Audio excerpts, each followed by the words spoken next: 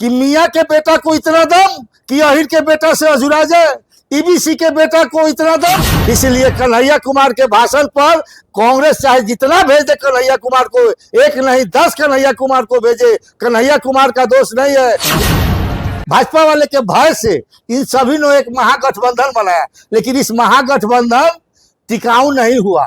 इसमें हर लोगों के पेट में कैंची है और भाजपा का ये लोग चापलूसबाज, चाहे या एलजेपी का लोग हो या जदयू का लोग हो, इनको कुर्सी से मतलब है, हमारे मुस्लिम भाई से मतलब नहीं है। हमारे मुस्लिम भाई मरते दम तक इस तीनों में नहीं जाएगा कि हमारे अहिर से जुड़ा जाए, लोनिया के बेटा को इतना दम कि हमारे अहिर के बेटा से जुड़ा जाए। तो क्यों यह समीकरण सिर्फ चुनाव के लिए रहता है। नमस्कार, मैं अभिषेक कुमार। आज आपको मैं एक ऐसे लोग से मिलाने जा रहा हूं जिनके मूंछों के बारे में लोग कहते हैं कि नथुलाल जैसी मूंछ है, और ये छपरा जिला से आए हैं। जन सुराज के संभावित प्रत्याशी का मतलब ये है कि प्रशांत ने परफेक्ट नेता देने का वादा किया है जनता से। चुन के, छाट के, छान के, मोह के, मथ के तब निकाला जाएगा, तब मट्ठा या दही या क्रीम क्या है सो देखते हैं।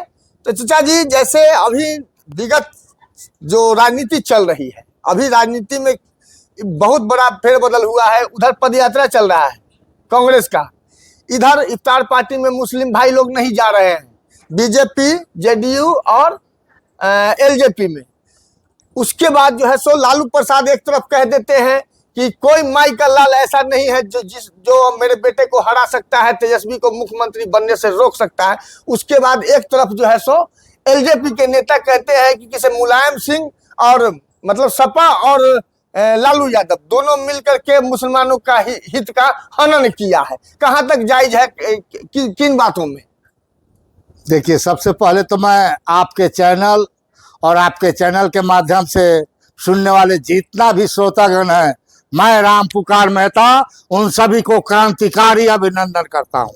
साथ ही जो आप सवाल कर गए मुस्लिम समाज पर, तो आज तक का इतिहास रहा है कि लालू जी का परिवार और मुलायम सिंह जी का परिवार भाजपा का भय दिखा करके हमारे मुस्लिमों को ठगा है और छलने का काम किया है।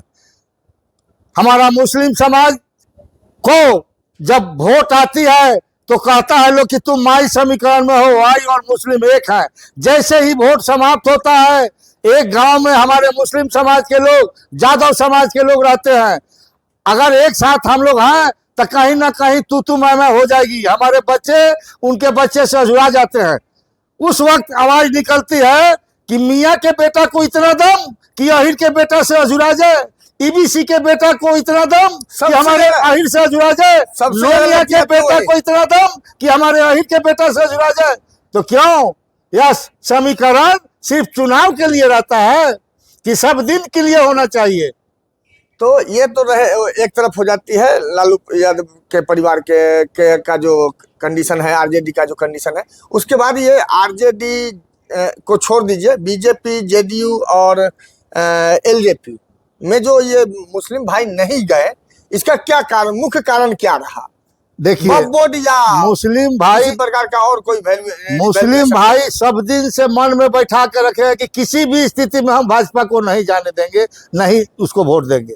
और भाजपा का ये लोग चापलूसबाज, चाहे या एलजेपी का लोग हो या जदयू का लोग हो, इनको कुर्सी से मतलब है, हमारे मुस्लिम भाई से मतलब नहीं है। हमारे मुस्लिम भाई मरते दम तक इस तीनों में नहीं जाएगा, साथ ही राजद में भी नहीं जाएगा। उसके यहाँ कोई तीसरा विकल्प नहीं था मुस्लिम भाइयों को, जो आज विकल्प के रूप में हमारा जन सुराज आ गया है। हमारा सारा बिहार का मुस्लिम भाई जन सुराज के साथ है और रहेगा। जिस भितिहरवा से, ध्यान में रखिएगा, जिस भितिहरवा से प्रशांत जी ने 2, सवा 2 साल, 2.5 साल पहले पदयात्रा शुरू की थी, वहां से कन्हैया कुमार भी कुछ कर चुके हैं। तो इस पर कांग्रेस पार्टी भी अपना पदयात्रा करवा रही है, वादे रख रही है और पलायन रोकने के लिए, रोजगार देने के लिए आह्वान हो रहा है। इसके सबसे शुरुआती दौर में तो कांग्रेस ने ही हम सभी लोगों पर सत्ता शासन किया है और कांग्रेस के देखा देखी ये भाजपा वाले, ये राजद वाले, ये जन स्वराज वाले कर रहे हैं।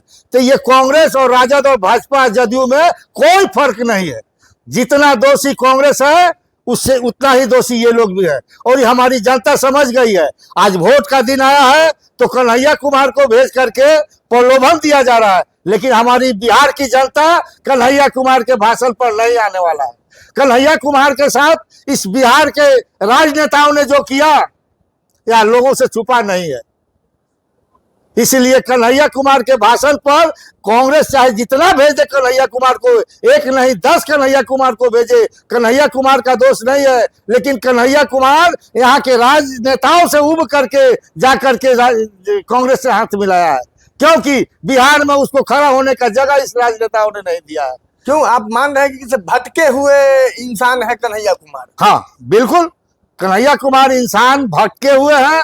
उनको यहाँ के बिहार के धरती पर जगह नहीं मिलने के कारण कोई विकल्प नहीं था उनके यहाँ, तो जाकर के उन्होंने कांग्रेस का हाथ थामा है। और कांग्रेस इनका गलत इस्तेमाल करना चाह रही है, हमारी इनके द्वारा हमारे बिहार के जनता को भरमाना चाह रही है। तब हमारी बिहार की जनता, चाहे कन्हैया कुमार हो, चाहे राम पुकार मेहता हो या कोई सिंह हो, इन लोगों के बहकावे में आने वाले नहीं है। हमारी बिहार की जनता जान चुकी है कि या कांग्रेस या राजद या जदयू या भाजपा, ये चारों दल आज तक हम लोगों को शोषण किया है और करता रहेगा।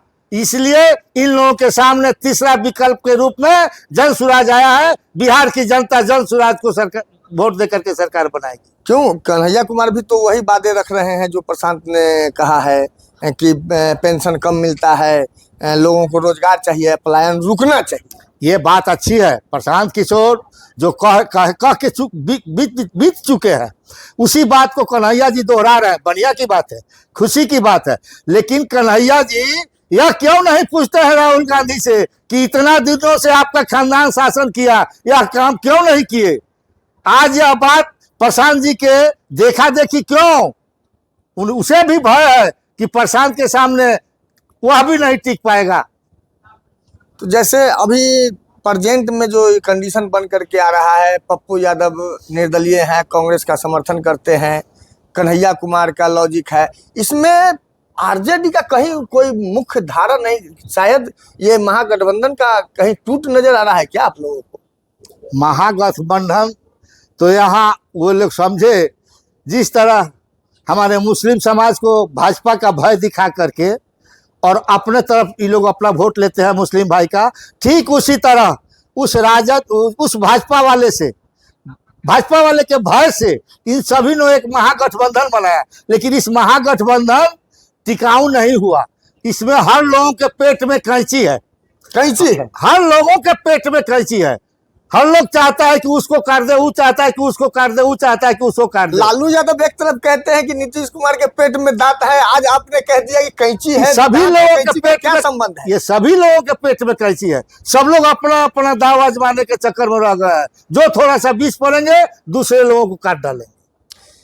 तो जैसे अभी नीतीश तो बोलने में ये लोगों की, इन लोगों की बात हो गई, अब रही बस प्रशांत की बात, जन स्वराज की बात। तो प्रशांत भी तो एक मुख्यमंत्री को डायरेक्टली बोलते हैं कि हाँ इनका मानसिक हालत खराब है, इनको जांच कराना चाहिए। ये कहाँ तक जायज लगता है आपको? देखिए, प्रशांत जी जो कहते हैं उसमें थोड़ा भी कहीं कमी नहीं है। कैसे? एक मुख्यमंत्री के जुबान से इस ढंग का बात निकले, हमारी माँ बहनों को माने जो भाषा बोलते हैं, तथा इस स्वतंत्रता दिवस, शिक्षित लोग हैं, इनको ऐसी बातों से बचना चाहिए, ऐसी बातों से बचनी चाहिए। और ये राष्ट्रगान के मौके पर जिन्होंने जो यह प्रक्रिया की है, जो ड्रामा खेले हैं, यह शोभनीय नहीं है। ये तो प्रजातंत्र, राजतंत्र है, प्रजातंत्र है। अगर ये प्रजातंत्र नहीं होती, अगर राजतंत्र होती, तो वैसे लोगों को चौराहे पर खड़ा करके गोली से भून दिया जाता। मतलब गोली से इतना बड़ा अपराध तो नहीं है। अरे भाई, एक देश का राजा और हमारी माँ बहनों को इस ढंग का भाषा बोले, क्या समझ रखे हैं? जाइए राजतंत्र में, अगर इस ढंग का भाषा बोल के दिखाइए, आपको अगर बकस देता है तो बोलिए। लेकिन हमारे यहाँ तो प्रजातंत्र है, हर लोगों को बोलने की आजादी है, कोई कुछ बोल दे। तो माँ बहनों में जैसे महिलाओं के वोट से सपोर्ट से तो ये आज तक के डेट में सत्ता में काबिज है अरे नीतीश महिलाओं के वोट से कुमार। काबिज महिलाएं थे फिर भी वोट कर रही है। जी और नहीं, नीतीश महिलाओं कुमार के वोट से 5 में काबिज थे, उसके बाद नहीं। उसके बाद तो ये अपना कुर्सी बचाने के लिए कभी लालटेन पर तो कभी कमल के फूल पर। नहीं 2011 तक जो है सो उनका ठीक ठाक सिस्टम हम लोगों को लगता है। आपको कैसा लगता है? हम मेरी अपनी समझदारी है कि 2005 में उस जंगल राज से उब करके लोगों ने इनको सपोर्ट किया, इनको वोट दिया। लेकिन 5 के बाद 6 में भी कुछ सपोर्ट मिला, लेकिन 6 में इनकी स्थिति गड़बड़ हो गई।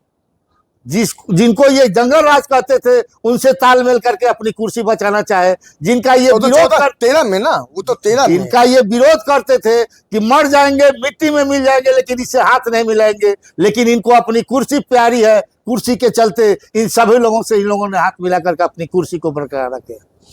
कुर्सी को बरकरार रखने की बात अलग है। जैसे मैं ये क्लियर नहीं हो पाया कि प्रशांत जो है सो कैसे जायज है किसी मुख्यमंत्री को ये पागल कह के? अरे प्रशांत जी सही को सही कहते हैं तो जायज कैसे नहीं है? आज नीतीश जी एक मुख्यमंत्री को पागल कह देते। अरे मुख्यमंत्री पागल होगा तो क्या उसको अच्छा कहा जाएगा? दिमागी हालत ठीक नहीं, इसका मतलब तो यही होता है। बिल्कुल बिल्कुल। है? तो एक पागल को अगर पागल नहीं कहिएगा तो क्या कहिएगा? प्रशांत जी कहाँ गलत कह दिए? गलत नहीं कहे, बिल्कुल नहीं कहे। चलिए हम लोग देखते हैं कि हमारे ऑडियंस क्या सोचते हैं, क्या कहते हैं। कहाँ तक जायज कहाँ तक नाजायज चाचा ने कहा। और जय हिंद।